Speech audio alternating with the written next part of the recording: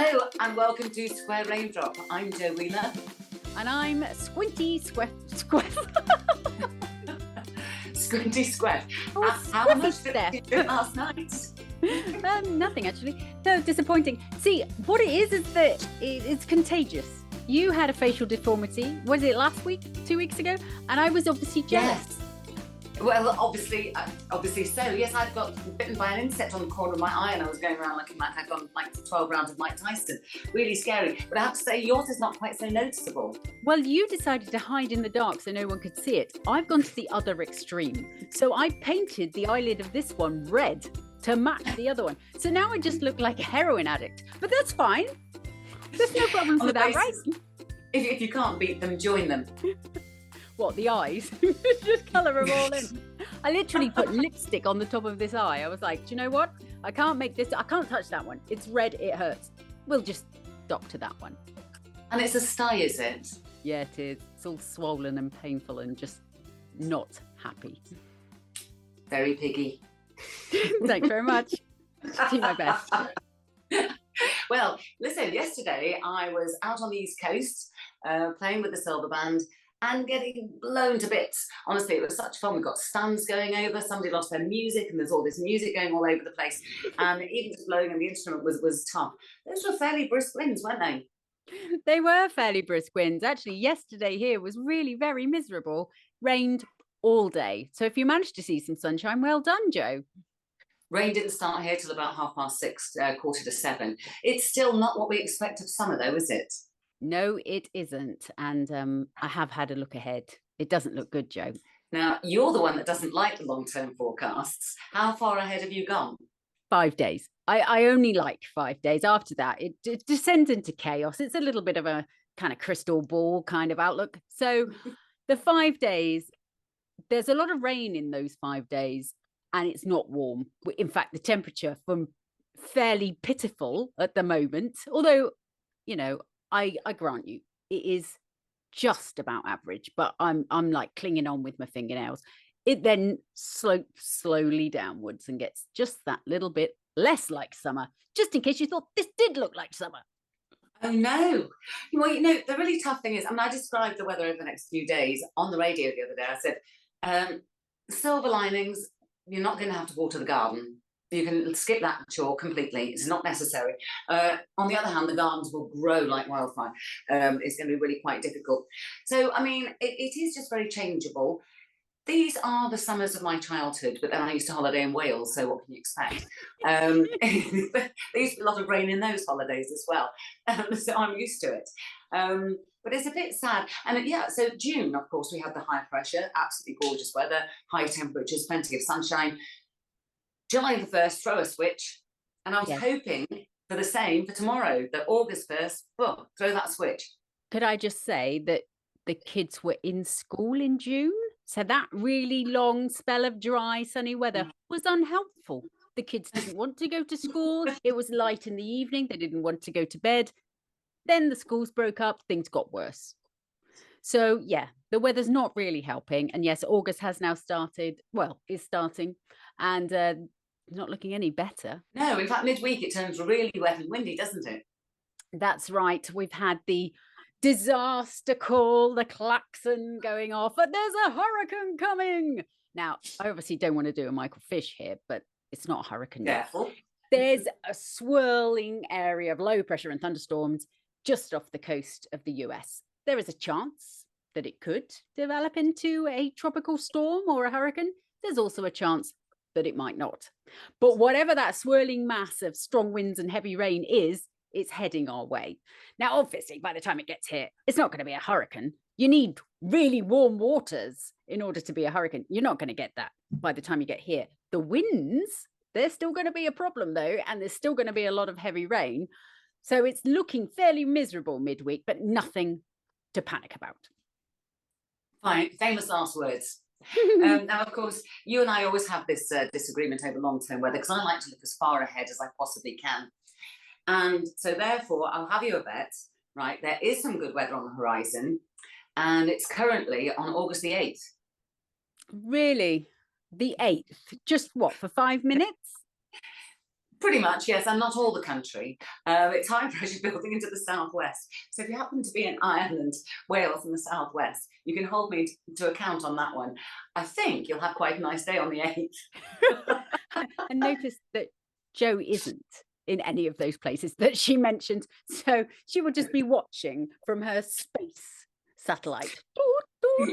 Checking. Exactly. I'll probably be under the showers and rain over here instead on the East Coast. Okay, so as far as Britain and Ireland are concerned, certainly until the middle of August, we're not seeing any great hope of summer weather.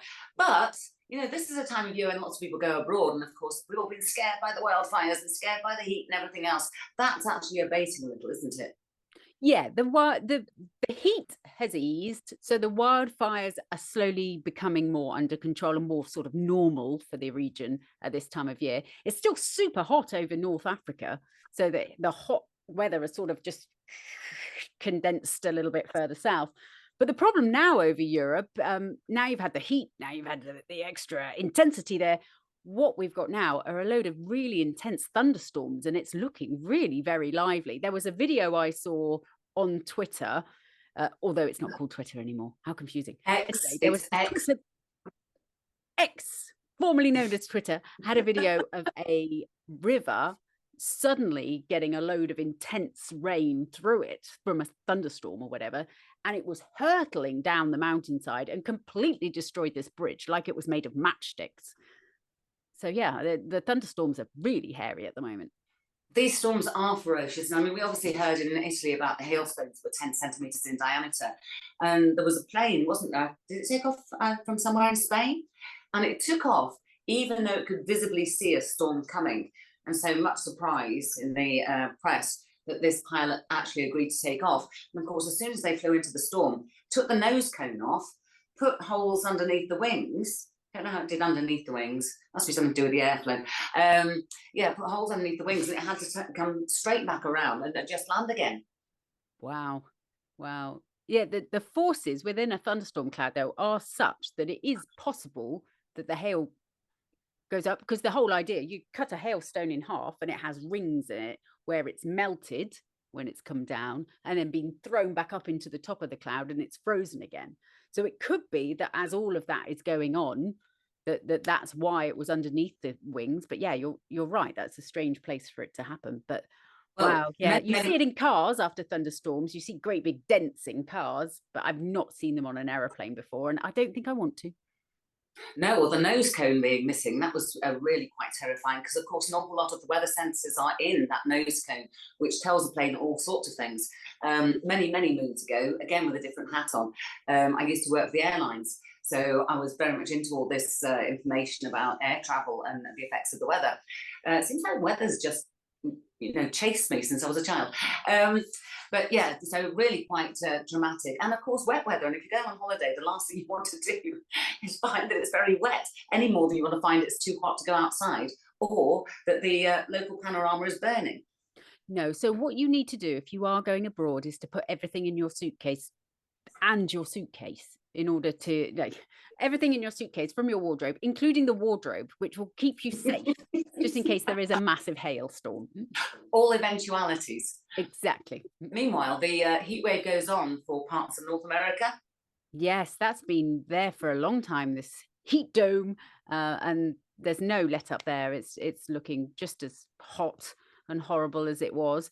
And then we've got, if you go over to Asia, we've got a typhoon there called Kanan. This is about the third, because I've seen all the names going past and thinking, gosh, there's an awful lot of them around at the moment. And most of them seem to be heading for Taiwan and Southeast China. Yes, that's the direction this one's heading. It's not uncommon for an area to become a spawning ground of these storms. So you have the right conditions in the upper atmosphere, you have the right conditions throughout the atmosphere. You don't want too strong winds at the top or compared to the bottom, otherwise it'll fall over, that sort of thing. So you get a good setup, and then you're just waiting for like a batch of thunderstorms to come across, and that will develop into a cyclone.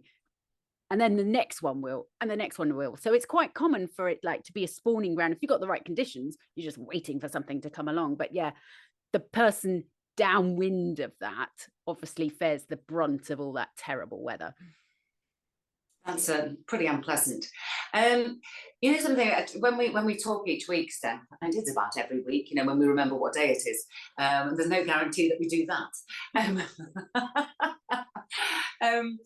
Obviously we talk about things that are happening all over the world and what's causing them, but you actually are putting out a forecast most days, aren't you? There is a forecast that goes out on our Twitter, on Facebook, and on our website. Our website is squareraindrop.com. So that is always there. And on a Friday, it's a presented one with yours truly. Which I noticed last week included Europe as well. I was fascinated to see that. And that's on our website and on Twitter, X, and on X. X, yes. And Threads, when I remember to put it there. I will gradually become more into Threads as Twitter slowly dies. And before we sign off for this week, Steffi, you haven't mentioned any events of the last week that with which you usually amuse us. Has it all been very quiet? We went to Flip Out. That's probably sort of the highlight of the week. So it was my kiddie's friend's birthday. So there was a bajillion children all in Flip Out, which is a trampoline park. And there's one bit that's only for experienced trampoliners. It's to keep the little ones out so the older ones can have a bit of a bounce. And you have to jump up over this quite high wall in order to get there. Unfortunately, my 6-year-old is a really good climber. So all of the older ones couldn't get into this area. And my 6-year-old, bing, off she went straight in there, and all so proud of herself. Oh, bless her. Did she have a good time when she got there, or did she fall through the springs or something? No. There's not much of her, is there? No. She's a little whippet. So yes, she loved it, but she thought, oh, I can do this. I'll do it again. So she popped out. But then by then, I think her legs were so tired from all the jumping that she couldn't get back in.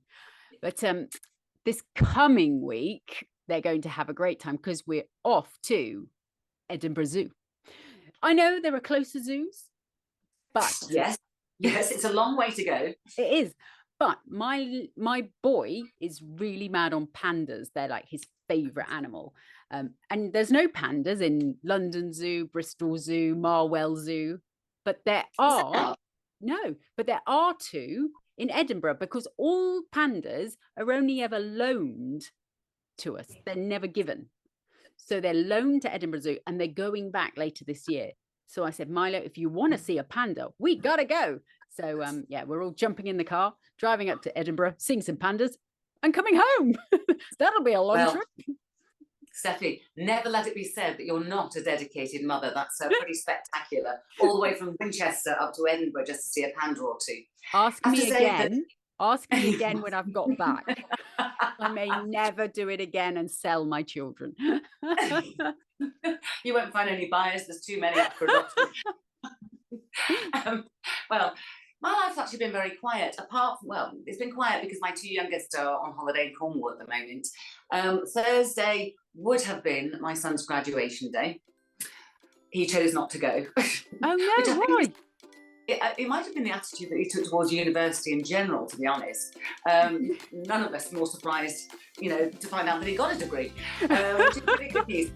I think, unlike the pandas, he felt that Cornwall up to Manchester was just too long a trip to make.